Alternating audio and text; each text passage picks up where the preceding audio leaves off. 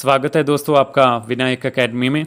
आज की वीडियो में हम चर्चा करेंगे भारत के संविधान के पार्ट फर्स्ट के बारे में, यानी कि the union and it's territory से संबंधित 20 एमसीक्यू। तो चलिए शुरुआत करते हैं हम अपने पहले एमसीक्यू से। भारतीय संविधान का पहला भाग किससे संबंधित है? ये मैंने बोल ही दिया, तो इसका क्या आएगा? Option A. क्या आएगा? ऑप्शन ए, यानी कि संघ व उसके क्षेत्र, यानी कि the union and it's territory. भारतीय संविधान के पहले भाग में कौन से आर्टिकल दर्ज हैं? 5 से 11 आर्टिकल, 1 से 4, 12 से 35, 36 से 51। तो इसका क्या आएगा? इसका आएगा ऑप्शन बी, यानी कि 1 से 4 जो आर्टिकल हैं वो संघ व उसके क्षेत्र से संबंधित हैं। भारत के संघ में कितने राज्य और कितने केंद्र शासित प्रदेश शामिल थे जब संविधान लागू हुआ था? क्वेश्चन को ध्यान से पढ़ना। तो क्या आएगा? इसका आएगा ऑप्शन डी। उस वक्त कितने थे? 14 राज्य और 6 केंद्र शासित प्रदेश थे। भारत के संघ में कितने राज्य और केंद्र शासित प्रदेश शामिल हैं आज? मतलब कितने हैं? ठीक है, ऑप्शन ए, यानी कि 28 राज्य और 8 केंद्र शासित प्रदेश हैं। भारत के संघीय ढांचे में राज्यों और केंद्र शासित प्रदेशों का वर्गीकरण किस अनुच्छेद के तहत किया गया है?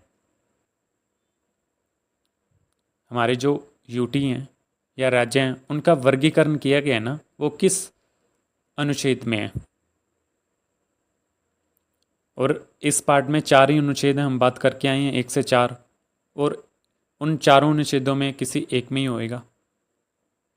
तो इसका क्या आएगा? इसका आएगा ऑप्शन ए, अनुच्छेद 1 में इसकी बात की गई है, उसके हमारे स्टेट और केंद्र शासित प्रदेशों के वर्गीकरण की। संविधान के अनुच्छेद 1 में भारत को किस रूप में वर्णित किया गया है? हाँ, अच्छा क्वेश्चन है। इसका क्या आएगा? एक संघ के रूप में। क्या आएगा? ऑप्शन ए, एक संघ के रूप में वर्णित किया गया है। अनुच्छेद 2 के अनुसार भारतीय संसद क्या कर सकती है? आर्टिकल 2 की बात अब हो रही है, क्या कर सकती है भारतीय संसद?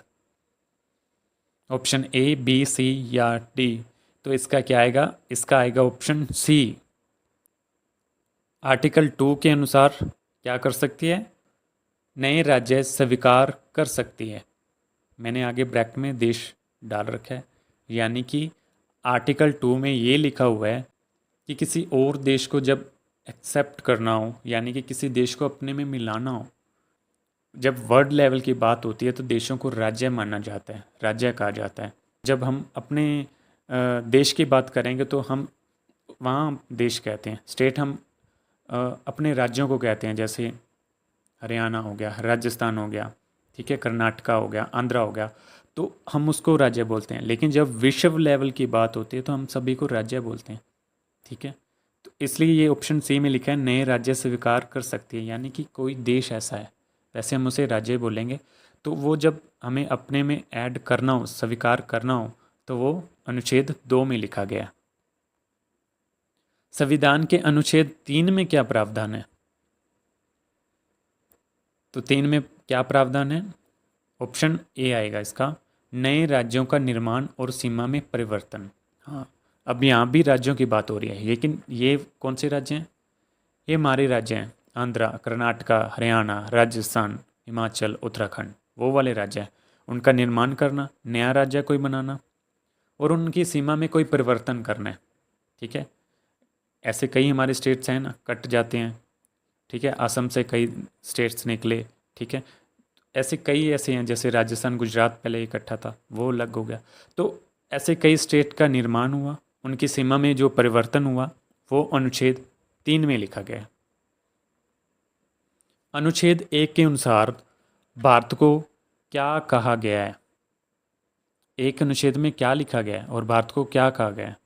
अनुच्छेद 1 में, आर्टिकल 1 में क्या कहा गया है? ऑप्शन डी, भारत राज्यों का संघ है। जो भारत है ना, उसमें कई राज्य हैं, उसको मिला के संघ बनता है, भारत राज्यों का संघ है। ये वर्ड्स यूज हुए हैं अनुच्छेद 1 में। संविधान के भाग 1 के तहत भारतीय संसद की शक्तियों का विस्तार कहाँ तक किया जा सकता है? कहाँ तक किया जा सकता है? ऑप्शन ए, बी, सी या डी? तो इसका आएगा ऑप्शन सी, यानी कि पूरे भारतीय राज्य क्षेत्र तक। ठीक है, पूरा जो भारत है उसके राज्य क्षेत्र तक वो किसी भी राज्य में सीमा का परिवर्तन कर सकती है, नया राज्य बना सकती है। तो पूरे भारत पे भाग पहले का पूरे भारत पर विस्तार है भारतीय संसद की शक्तियों का। ठीक है, अनुच्छेद 4 किससे संबंधित है? 1, 2 और 3 हम पीछे बात कर लिए। अब अनुच्छेद 4, अनुच्छेद 4 से संबंधित पहला क्वेश्चन अब आया है। तो क्या आएगा इसका? क्या संविधान संशोधन आएगा? नहीं, ऐसा तो कोई नहीं है। ये तो आगे के आर्टिकल में है संविधान संशोधन। तो या नागरिकता आएगा या राष्ट्रभाषा आएगा। नहीं, नागरिकता राष्ट्रभाषा कोई नहीं आएगा। तो क्या आएगा? ऑप्शन बी आएगा, नए राज्यों के निर्माण और राज्यों की सीमाओं में परिवर्तन के लिए विधियां विधियां दी गई हैं कि किस तरीके से, जो पहले दूसरे तीसरे आर्टिकल में जो बात हुई है, अगर नया राज्य का निर्माण करना है, नए राज्य की सीमाएं बनानी है, तो उसकी क्या विधियां होंगी, वो आर्टिकल 4 में लिखा गया है। अनुच्छेद 3 के तहत राज्य की सीमा में परिवर्तन करने से पहले किससे परामर्श लिया जाता है? राष्ट्रपति से या प्रधानमंत्री से या संबंधित राज्य विधानमंडल से या सर्वोच्च न्यायालय से, सुप्रीम कोर्ट से?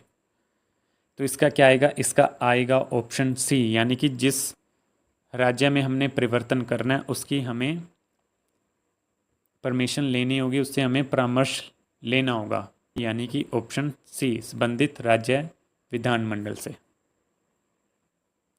किस अनुच्छेद के तहत संसद नए राज्यों का निर्माण कर सकती है?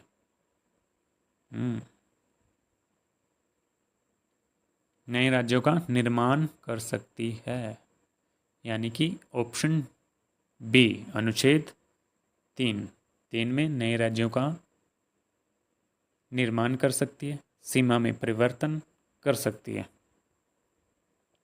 अनुच्छेद 4 के तहत क्या संसद को संविधान संशोधन की आवश्यकता होती है यदि वह नए राज्य का निर्माण करती है या राज्यों की सीमाओं में परिवर्तन करती है? तो वो क्या संशोधन गिना जाएगा? अगर वो परिवर्तन करती है या नए राज्य बनाती है तो वो नहीं गिना जाएगा। ठीक है, और जो आर्टिकल 4 में लिखा गया है तो ऐसी ही विधियां लिखी गई हैं, ये वाली बातें ही लिखी गई हैं कि उसको संशोधन नहीं माना जाएगा, संसद खुद कर सकती है।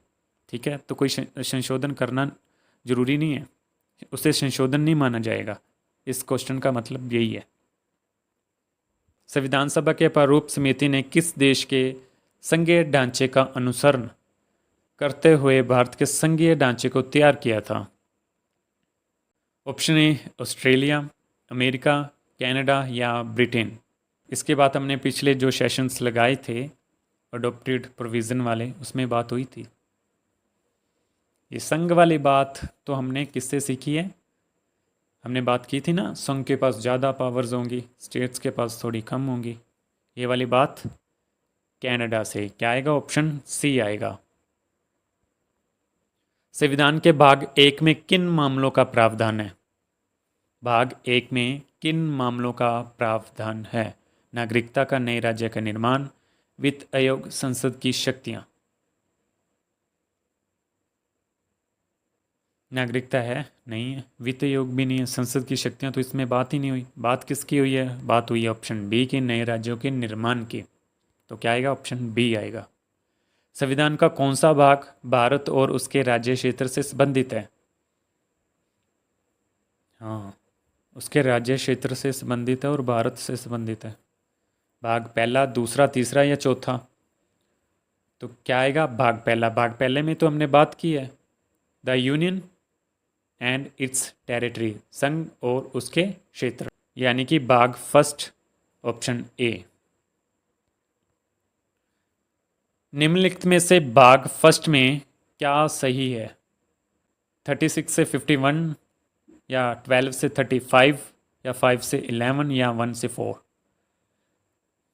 सीधा और स्पष्ट आंसर है इसका ऑप्शन डी, 1 से 4, यानी कि 1 से 4 आर्टिकल हैं, 5 से 11 कहीं नहीं है, 12 से 35 भी नहीं है, तो 1 से 4 आर्टिकल हैं, तो यही भाग 1 से संबंधित है। उन्होंने सही पूछा है। भाग 1 में क्या सही है? इनमें से क्या सही है? नागरिकता? नहीं। मौलिक अधिकार? नहीं।